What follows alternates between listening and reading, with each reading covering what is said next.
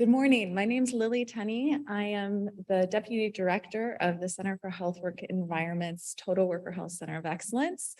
And I am very pleased to be part of our organizing group and also moderating this morning's general session. Before we get started, I wanted to take a moment of silence to acknowledge a deadly crash involving a motorcycle right outside the campus yesterday morning on Wisconsin Avenue, and acknowledge all of, there are a number of people who witnessed it, who were on response from our group. So I'd like to take a moment of silence.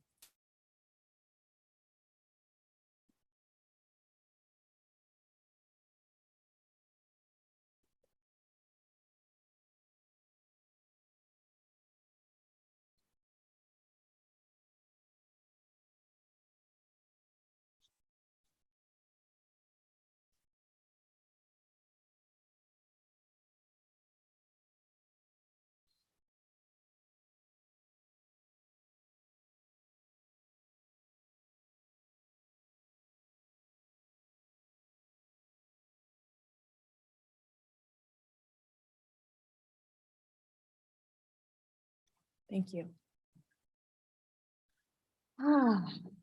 Deep breath for everyone.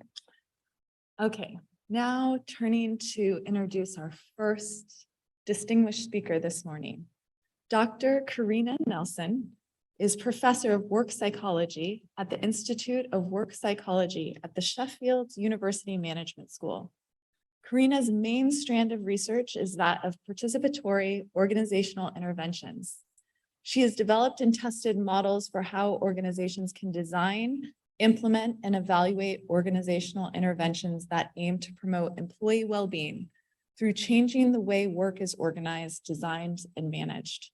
Karina is particularly interested in evaluation design. She has developed evaluation methods that may help researchers and organizations understand what works for whom in which circumstances.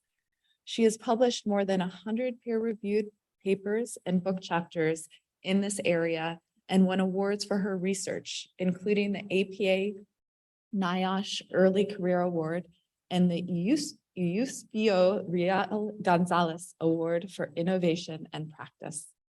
Karina has been principal or co-investigator on more than 30 externally funded research projects funded by charities, national and European research councils. She is an associate editor of Work and Stress and serves on the editorial boards of Journal of Occupational Health Psychology, Journal of Business and Psychology, Organizational Health Science, Human Relations, and the Leadership Quarterly.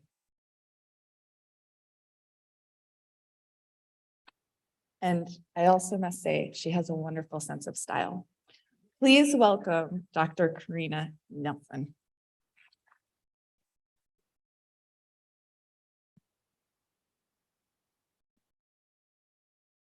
Thank you. Thank you very much for the introduction, and thank you very much for being here, for the invitation to be here. I owe thanks to Lisa and Glorian for facilitating it, and I would like to thank Jennifer and Courtney for doing such a fantastic job looking after me. My greatest skill in life is not standing still, so I'm trying to test the boundaries for how far away I can move for the lectern. And there's a gentleman out here looking at me going, you can't do this. But I'll try to stay here and not stray too far away from the lectern, and we'll see how that goes. So what I'm going to be talking about today is the argument for including participation in our interventions when we try to improve working conditions and employee health and well-being. So an overview of my presentation is, first, I'm just going to make sure that we are singing off the same hymn sheet. What do I actually mean when I'm talking about organizational interventions? I'm going to present a 5-phase framework that I've developed. Well, I haven't really developed it because it's what people use. Then I'm going to be talking a bit about participation. What are we actually talking about? Some examples of participatory intervention designs. And last but not least, implications for research and practice. So what am I talking about when I talk about organizational interventions?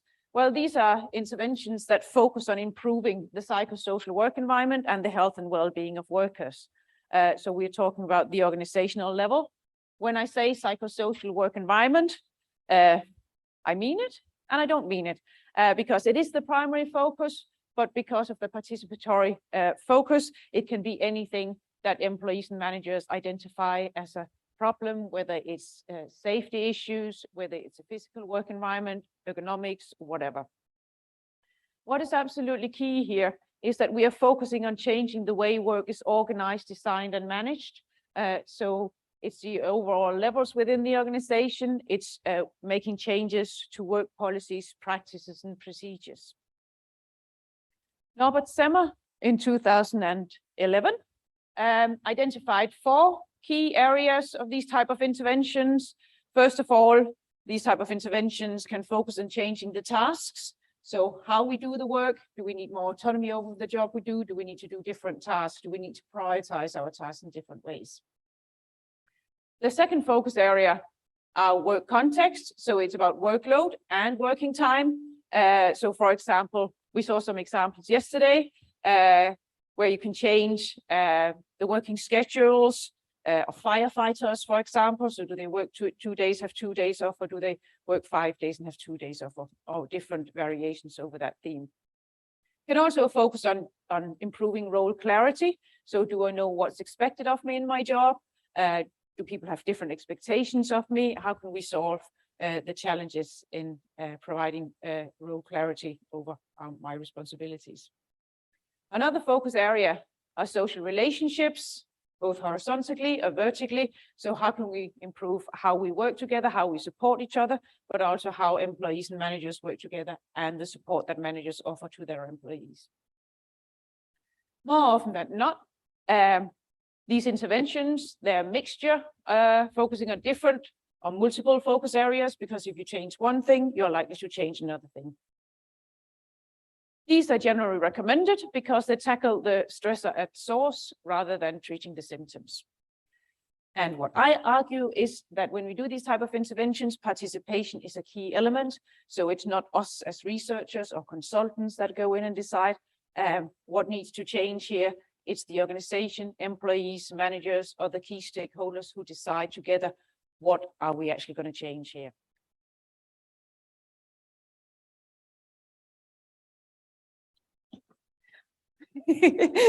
I'm trying to get an overview of you guys out there. So I'm assuming that everybody's familiar with a randomized control trial. Yes, brilliant. I've got the right audience today. So I don't have to explain it, apart from we kind of assume that if we have an effect in our intervention group over and above whatever we would find in our control group, then we would have a successful intervention. Isn't that life simple? Yeah. And you've got this nice little blinded guy in the middle, because we can have our RCTs being blinded. Either our participants, recipients don't know whether they're getting the intervention or not. They could be in control group, who knows? It could also be those delivering the intervention. They don't know what they're delivering. Or it could be the statisticians calculating the effects of the intervention afterwards. You can kind of guess where I'm getting with this triple blinding. Is that even possible when we're looking at organizational interventions? The problem, of course, here is that if we just say that we find an effect over and above what we find in our control group, we don't actually know what can account for that change. So we kind of have a black box in the middle. So I have spent a few years having a go at the RCT, and Gloria and I have many discussions about this. She always said, Karina, you can't say that the RCT doesn't work. And I kind of agree with her, but what I'm trying to get at is the RCT isn't enough in its own right. We need to understand what happens within the organizations, because when we go in and we try to make changes to work policies, practices, and procedures, these are very complex interventions, especially when we add the layer of participation, because it doesn't require one person to change their behaviors. It requires a lot of people to change their behaviors. It's joint behavioral change. And of course, that is slightly complicated at times. Another issue is, of course, randomization doesn't really work in organizations, because if we expose Glorian, and now I'm picking on Glorian, Glorian to an intervention, the rest of our research center are also going to be impacted by those changes. So we need to randomize at the departmental level, and all of a sudden our N is much smaller, so we don't necessarily reap the benefits of randomization. There's also no easy implementation strategy or no one treatment or pill. So for example, if we want to improve social support, that will look very differently in different organizations. So for example, if you're working in a call center, giving people a mobile phone so they can talk to each other in an open plan office, probably not the smartest thing to do. It's not going to help a lot. However, if you, for example, do give a mobile phone to postal workers or elder care assistants working in the home care, they can call each other and they can support each other and ask, I'm in this situation, what can I do? Can you help me deliver the mail? Or what do I do with Mr. Smith? He's having this problem. In the call center, you might want to make sure that people have breaks at the same time, or some people have breaks at the same time, so they have an opportunity for some breaks together and some developing some social relations. So different treatments and different pills, different implementation strategies. We also have to remember that in organizations, we're dealing with a very diverse group of people. So some people might think that autonomy is absolutely fantastic, whereas others think it's not so great. So we need to identify the issues that are experienced by a larger group of people, not just individuals. We don't select people with a specific problem. We need to identify what is a problem for most people. And of course, we've got the challenge of concurrent events. When you go to an organization, all manner of things are happening. New managers coming in, minor things like pandemics, change our impact on what kind of interventions we can do and whether people have any motivation for participating in them. Control groups are often a challenge as well. So when you go into an organization, you say, oh, can you identify 2 groups that have got a problem? I said, brilliant, thank you very much. You get the intervention in this group and no intervention in the other group. And management turns around and says, wait a minute, so you've just told me that I've got departments with groups and now you're telling me we can't help them because you need data? Somehow that doesn't sell well in my experience. I also think as academics and consultants, we also have an ethical responsibility. If we have a method that we actually believe can help people, how can we withhold it from groups that we have identified have a problem? And of course, we have an issue here because there are many different stakeholders within the organization. So what a line manager might think is a good idea, or human resources think is a good idea, is not necessarily what employees think are a good idea. So what I have done is that I've kind of said, okay, so we need to go in and we need to open the black box and we need to develop methods that can help organizations go through these. And the story behind this model is that I used to work at the National Research Center for the Working Environment in Denmark. And we were working closely with the Labor Inspectorate, and the Labor Inspectorate came and said to me, so Karina, you talk about organizational intervention. So what should we actually do? I'll get back to you on that one. So I did. So what I did was that I basically went in and looked at different methods in different European countries. So in different European countries, they've developed like policy recommendations, methods for how to do organizational interventions. And I looked at those and I thought, okay, so what are they recommending? And I identified most of them, more or less, sometimes 4 phases, other times 5 phases, but they essentially go through the same elements. Unfortunately, these policy methods are recommendations and they're methods, but they are very, very rarely validated. So I went into the research literature. Unfortunately, on the research side, there's not so much about what is the content of the intervention, what's the process of the intervention. And if we could, at the time when I started out, there were like little snippets of little elements being supported. So I put it all together and I developed my first model of this kind in 2010. We are now looking at the 3rd model, and dip, dip, dip, dip, dip, dip, dip. You think she's absolutely mad, this one. This is a commercial jingle. You'll hear this a few times. So chippy, chippy, chippy, chip. This latest model will be out in spring in the latest edition of the Handbook of Occupational Health Psychology. Commercial over. So what I am actually talking about when I mean participation in organizational interventions. So it's essentially employees' involvement in the design and implementation of the intervention. So it's both the process. So what phases do we go through? What do we do in the different phases of the intervention? But it's also the content of the intervention. So what are the working conditions that we actually want to change? What are the changes to policies, practice, and procedures that are being implemented? Participation can range from simply completing a questionnaire to co-creation and implementation of changes.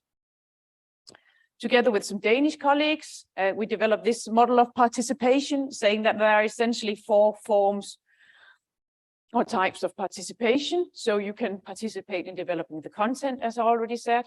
You can participate in developing the process. There's also the directness of participation. So is it direct participation? We all employees have a say in what the intervention should look like and what we're going to do as part of the intervention. Or it can be indirect participation, for example, through safety representatives, union representatives, other employee representatives. And participation can also be a goal in its own right. So what can we actually achieve by going through the participatory process? So some of the benefits of participation, the obvious one is that we use employees' first-hand knowledge of what changes need to be made. What I quite often find is that people say, oh yeah, but employees, they don't have an understanding of the psychosocial work environment and they don't know the theories. That's not the point. What we are trying to do here is to exploit or facilitate them understanding what are the issues here, what needs to change, and giving them a voice where they can raise those issues and come up with solutions. Another thing I often find when I go into organizations is that they say, oh yeah, but we can't ask employees because then they just want a new building or more employees and we can't afford that. But I actually find quite often employees have a really, really good understanding of what is feasible within the organization. But of course, also when you go through the participatory process, you set the boundaries, you set some rules for what can be achieved. Other benefits to participation is having a say, ensures ownership. So if people have had a say in what are we actually trying to do here, what should it look like, you're more likely to find them working proactively to implement any changes in the daily work practices and procedures. And of course, once they have an ownership, then you get integrated into daily practices. One of the things I'm very passionate about is the sustainability of interventions. We shouldn't just go into an organization and do things and then leave again and then hope for the best. We should be developing structures when we go into organizations. So once we've left the organization, they continue to improve the psychosocial work environment without any external help. That requires that it gets integrated into existing work practice and procedures. Another benefit of participation is also that it gives employees a voice. It opens up for a dialogue between employees and managers, and it enables sense making. So if you've been through the discussion of what are the important issues to us, what is it we want to change, why does it need to change, then people can make sense of the changes. And again, they're more likely to make changes if they understand why they need to make them. One thing we've also found is that the participation gives a balanced view of the positive and negative aspects of the work environment. So it opens up for a dialogue rather than focusing on all the negative aspects or the positive. It gives a balanced view of we have both in our work environments and we need to be focusing on both. This is all very well. This is a model that I published in 2012. When I started out, I can't claim that I invented participatory interventions, but when I started out, there's a lot of research saying we did a participatory intervention and we found these fantastic results, but very rarely did people actually measure participation. So how can we know that the participatory process is a goal in itself? So what I did was that I asked employees in my intervention, so did you have a say over the design, the implementation, what changes should be made to procedures? Did you feel you had a say in that? And we could see where employees thought they had a say in that. We could see increased social support afterwards and also increased job satisfaction. I'm not getting the evil eye. I think this is good. Okay, yeah. Anyway, so good news is participation, going through that process in itself has a positive impact. There's also another nice little benefit. So if you have participated in the process, you're also more likely to implement procedures, and that gives you increased autonomy, employee well-being, and job satisfaction afterwards. So participation is good. But you learn as long as you live. Back then, I asked, so do you feel you've had a say? But actually, participation is all about a collective process. So silly me, why did I ask individuals? So I tried to remedy for that in a later intervention study that was published last year. And we again asked, so do you feel you've had a say in it? But we also asked a set of questions around, do you feel you as a group, as a team, has had a say in what the intervention should look like and what should be implemented?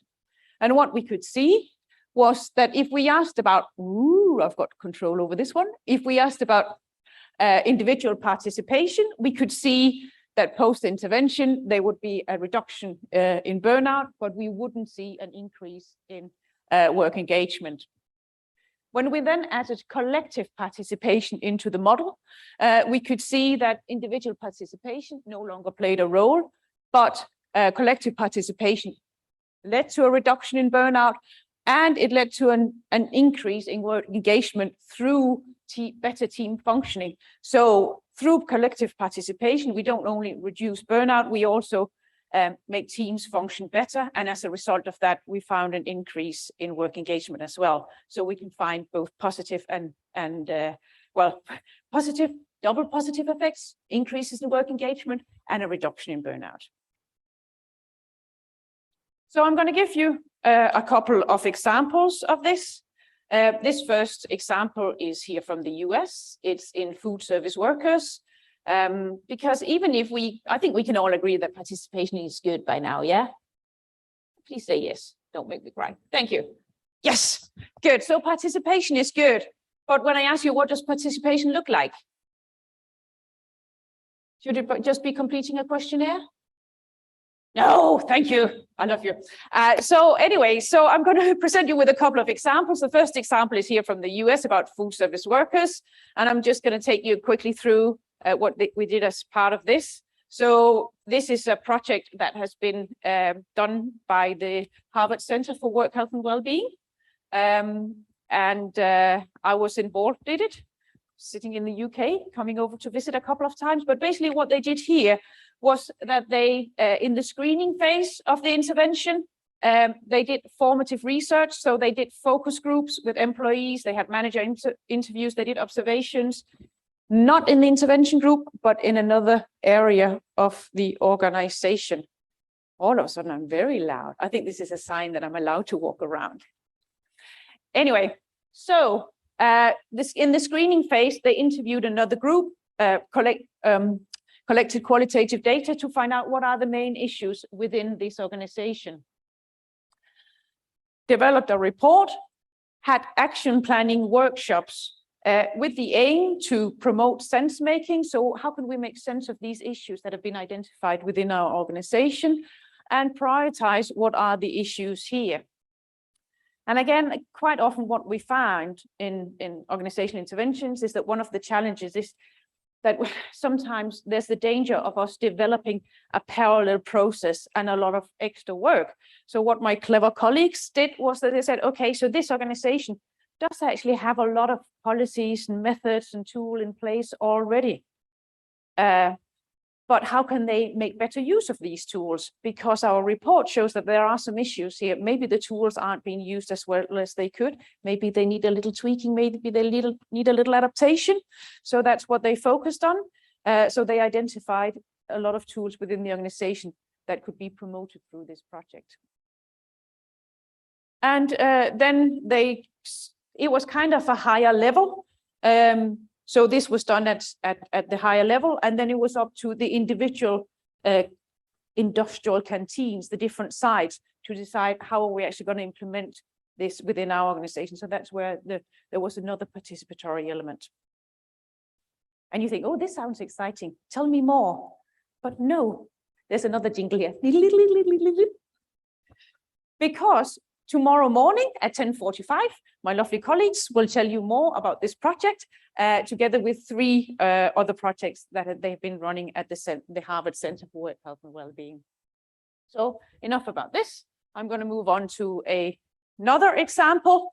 This is a project from that's ongoing now. It's a Horizon 2020 project, so it's funded by the European Commission. And we are developing interventions in 5 different countries. We have got QED as our partner in the Czech Republic. They are a research-based consultancy. We have got the Technical University in Braunschweig in Germany, and we have got in Italy, we have got the University of Bologna, who's also the lead of the project. In the Netherlands, we have got the University of Amsterdam. And last but not least, we have got, what is it called? They are in Castellón. They are called Universidad Jaume I. Don't correct my Spanish. So we've got 5 partners, and we are also conducting interventions in these 5 countries. I think we have 14 partners in total, but these are our intervention countries. So we're basically trying, is there a method that can work in very different national contexts? So what we're doing here is that first we are doing cognitive maps. I have no control over this pointer. Anyway, so here you see a cognitive map. And what we are doing here is that we are conducting interviews with managers, focus group with employees. We use these cognitive maps and we use Post-its and we say, okay, so what are the good and the negative aspects about your role within the organization? You at the individual level. What are the negative aspects? We do the same at the group level. What are the positive, the negative aspects? The leader, line managers, what are the positive, the negative aspects? And the organizational level, what are the issues that you're experiencing with policies and practices within the organization? And what are the positive aspects?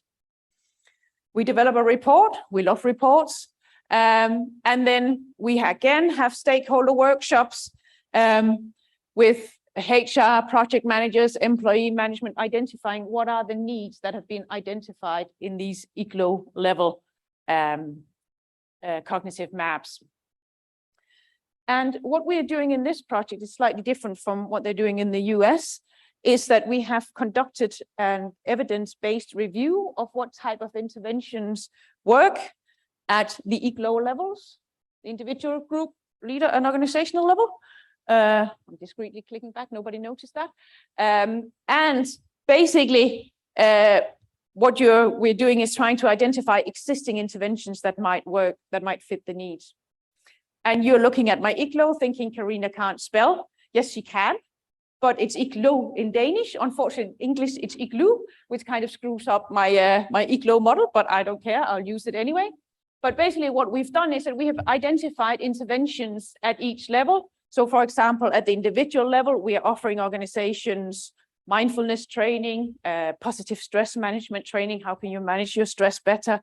At the organizational level, we are looking at social mapping, which is a nifty tool developed by QED. It's a software that basically enables you to map what does the team environment look like.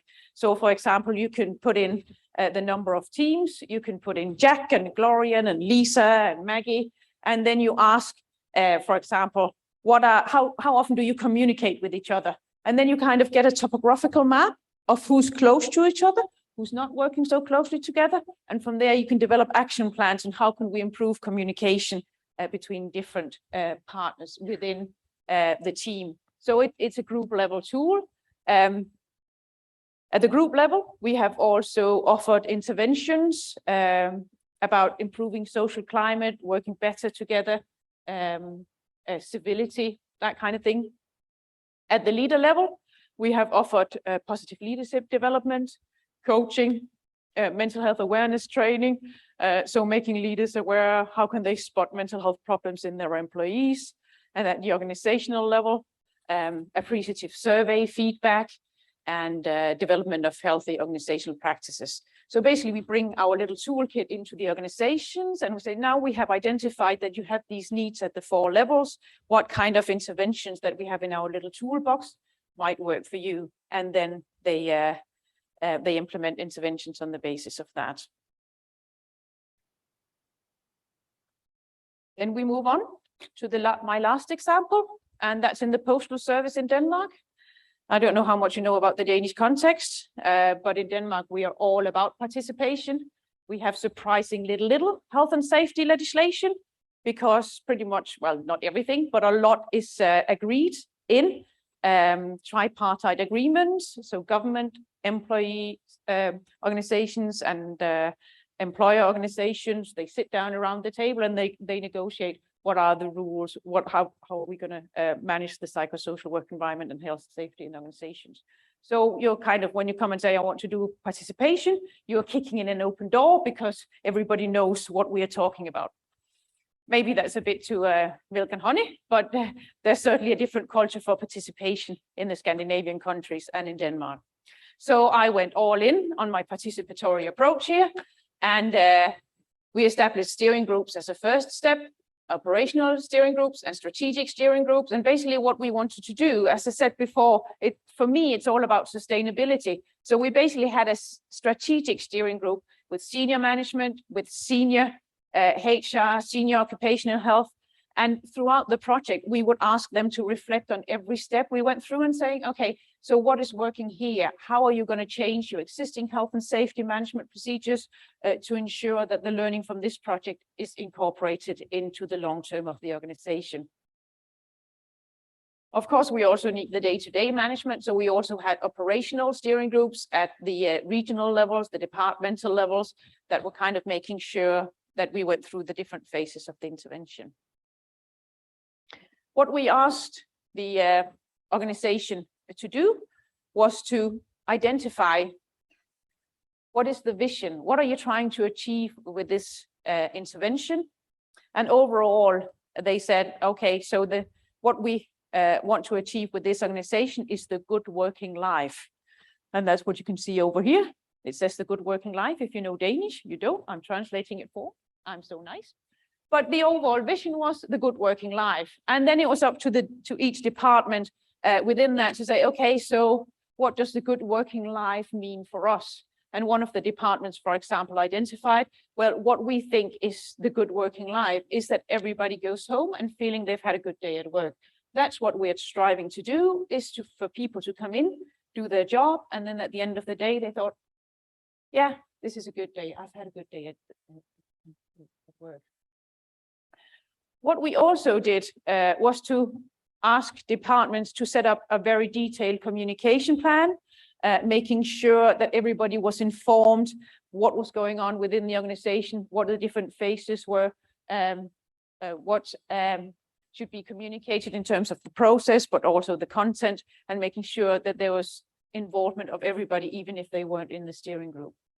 And basically at the end of each steering group meeting, they would have a discussion about what are we going to communicate and who's going to communicate it, making sure that there was consistent communication across all departments and all groups. One of the challenges we often run into is that even if it is Denmark and it's all about participation, line managers don't always understand the whole work environment and the importance of work environment. So what we did was that we also trained line managers in how to go through this process and what the work environment is and how we can involve employees. And we also asked them to develop their own action plans, identify how can I use this intervention in my job as a line manager. We also trained health our union representatives and safety representatives in the process, trying to empower them to play a role in this intervention. One of the B's I've got in my bonnet is the standardized questionnaire. When I go into organizations, quite often I run into problems with people saying, oh, we do this standardized questionnaire. It shows that social support is 3.5. What does 3.5 social support mean?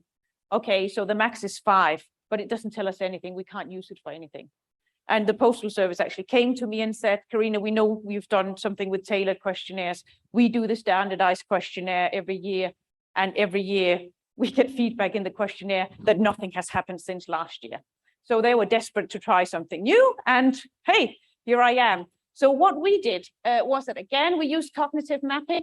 We used the Post-its. We asked employees in focus group and line managers to list what are the positive and the negative aspects of your job. Why is it good and why is it a negative aspect of your job? What are you doing now to minimize the negative aspects and to promote the positive aspects at the individual, group, leader, and organizational level? And from there, we basically translated that into a tailored questionnaire. So asking specifically about the changes, the issues they were experiencing.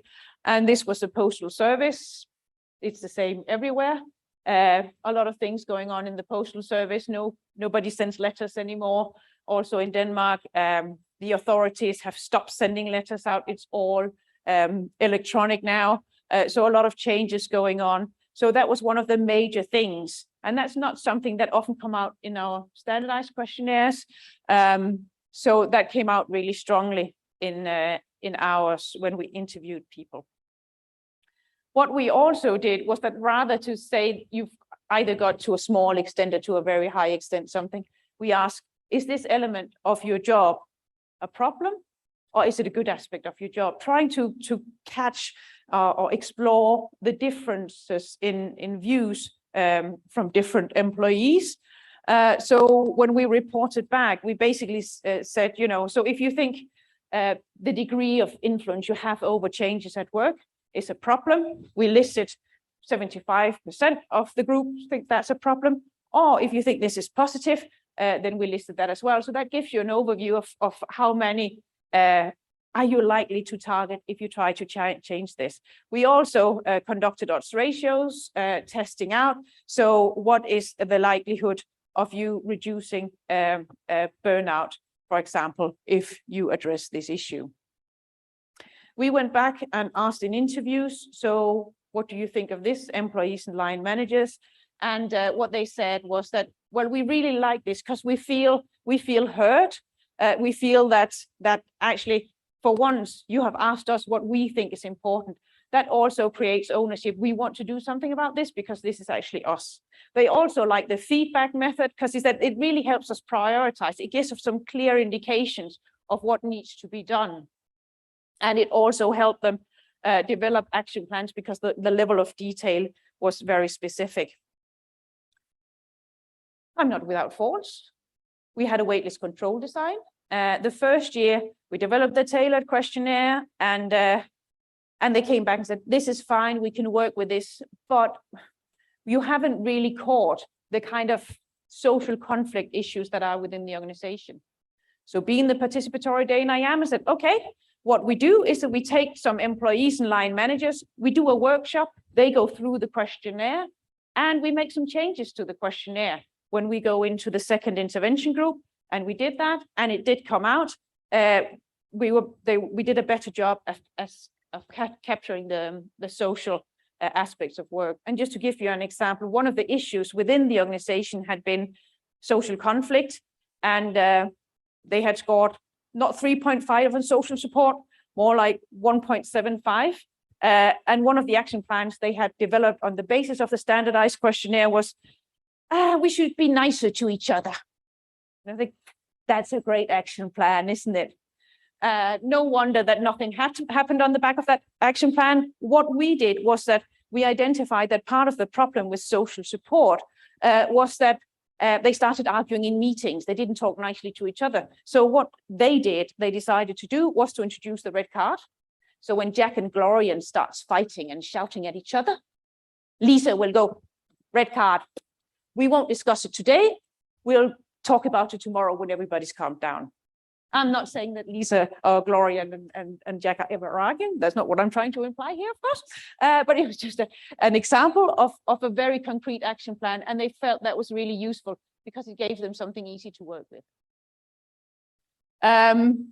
What we did was that we translated these action plans into rather detailed, again, trying to facilitate sense making. So saying, now we know what the issues are.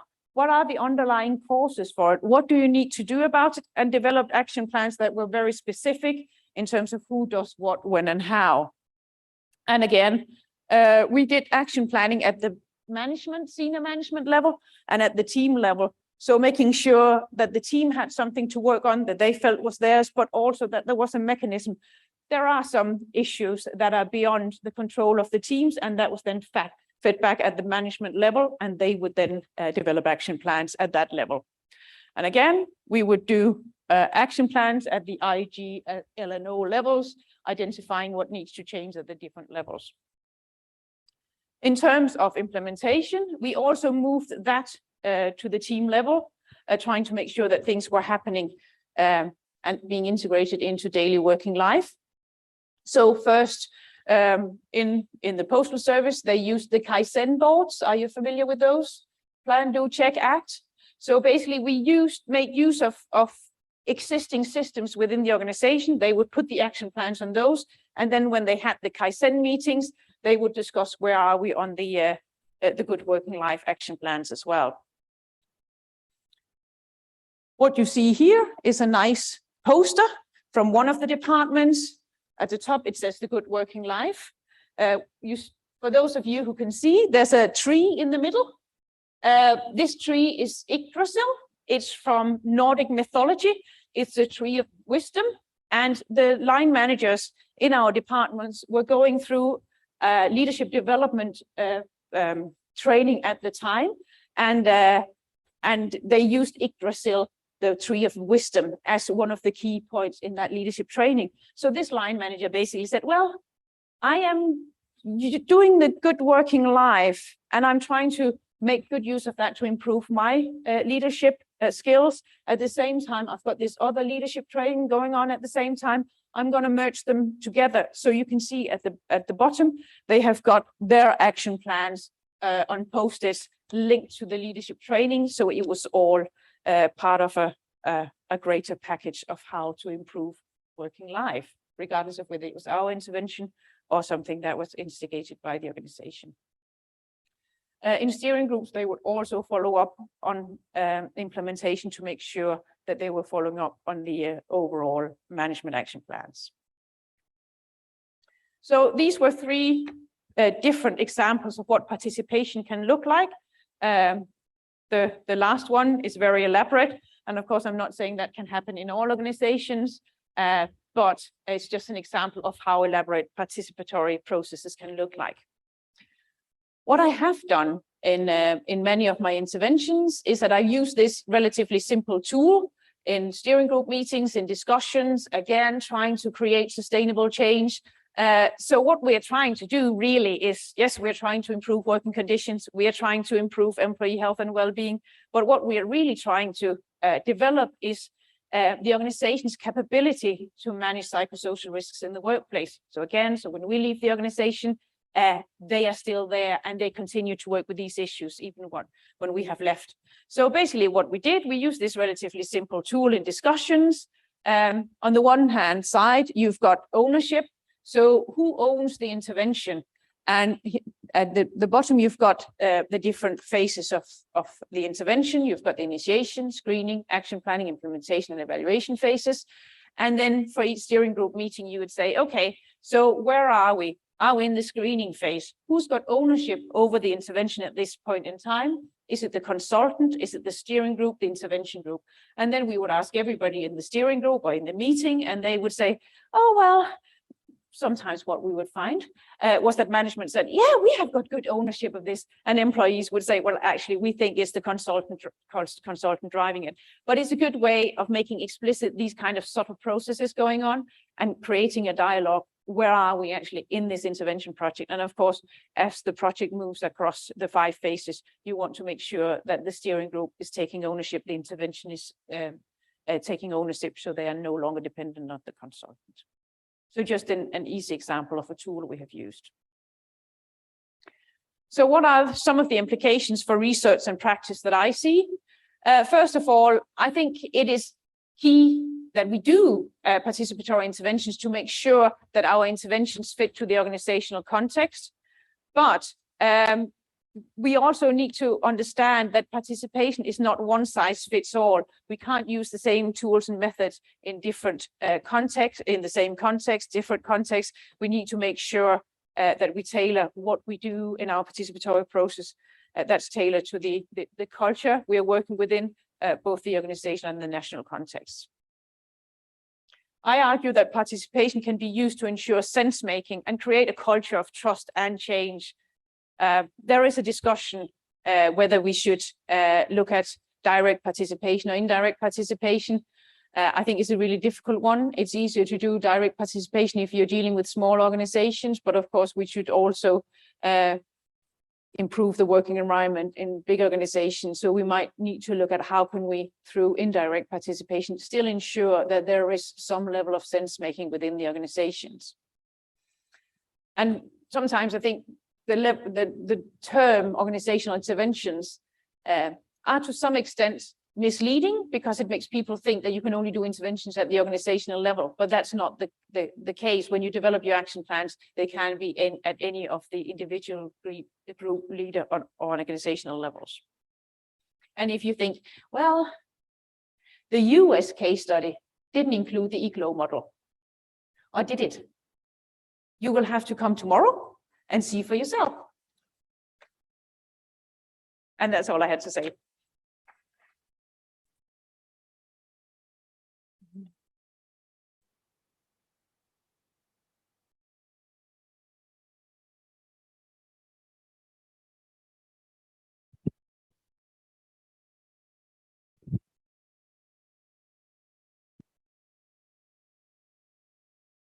Any questions or comments? I have a question. Yeah. Thank you, Karina. That was excellent presentation. We will take questions from the audience, and so please go ahead and take a mic. But I want to start by asking you how collected participation has an effect between groups and also between individuals. What types of dynamics do you see change when this process unfolds between one-on-one and then also between the groups that are participating in the process? So I think necessarily between groups, of course, it depends on the organization you're working with. But when you do a collective participation, we tend to do it at the group level, and they work specifically with things that are relevant to them. And of course, that can influence if things aren't working in our group because this other group aren't doing what they're supposed to be doing. So it's important that there's dialogue between, and again, communication between the groups, so they also can understand why is it that this first group is unhappy with what you're doing? Why is it that it doesn't work? For me, participatory organizations, it's a lot to do with building trust, and it's a lot about sense making. We are more likely to change our behaviors if we understand why it's a problem for others.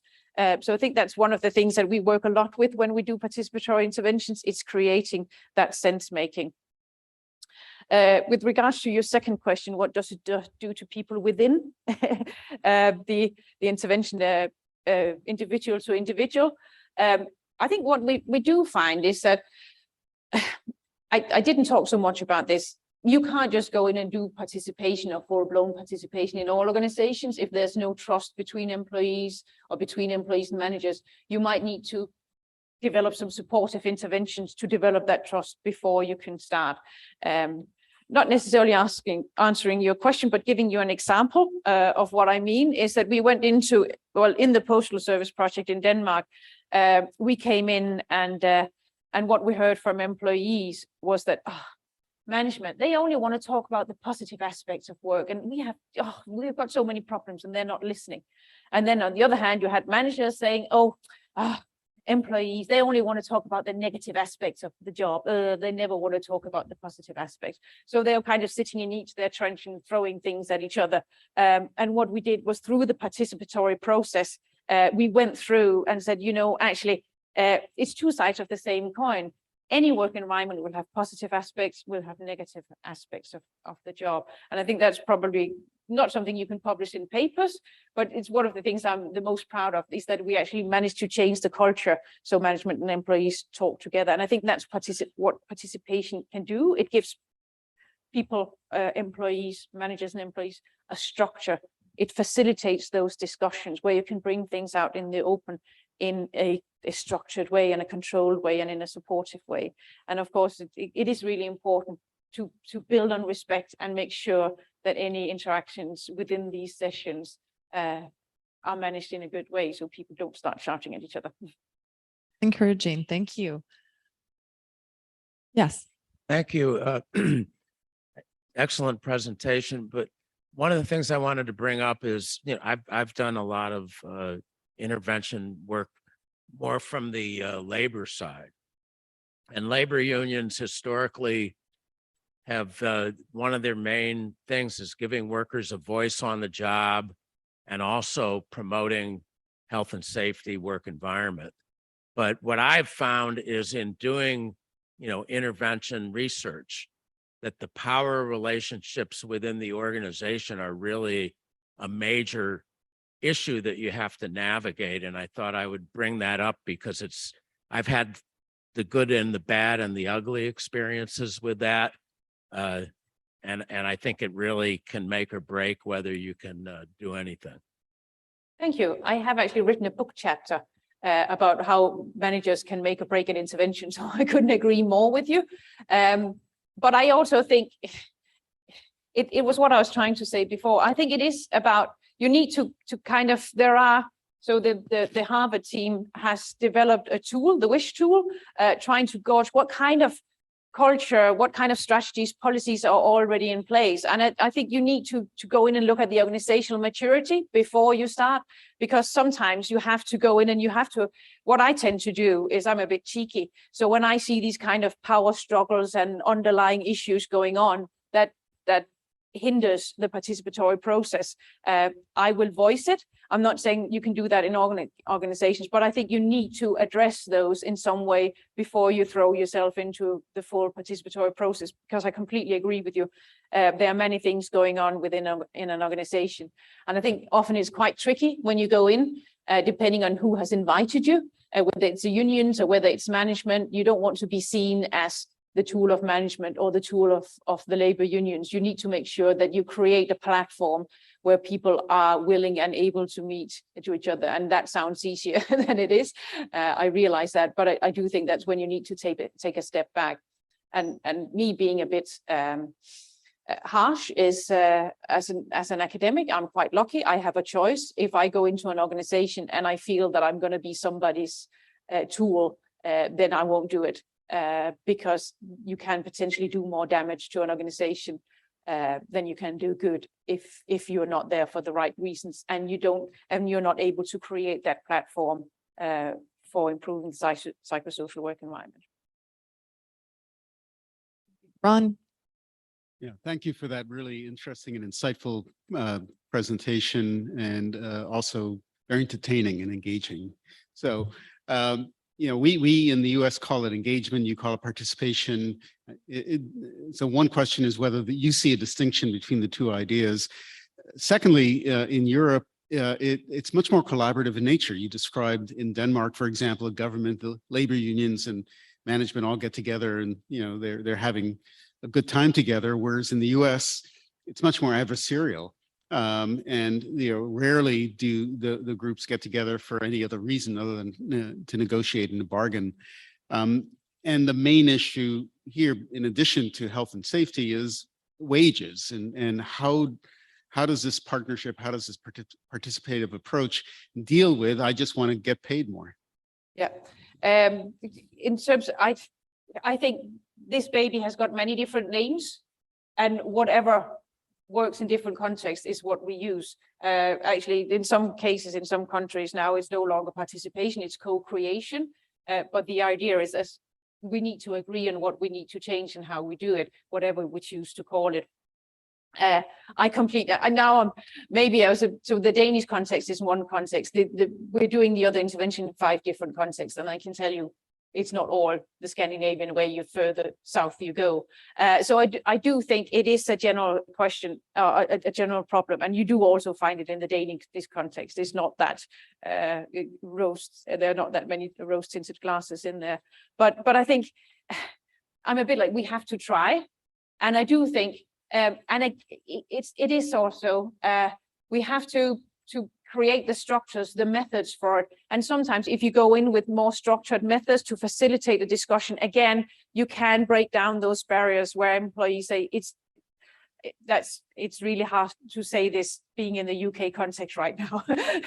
but if you kind of create a context where you create a dialogue, a platform for understanding each other's perspectives, then I think you've got something to build on.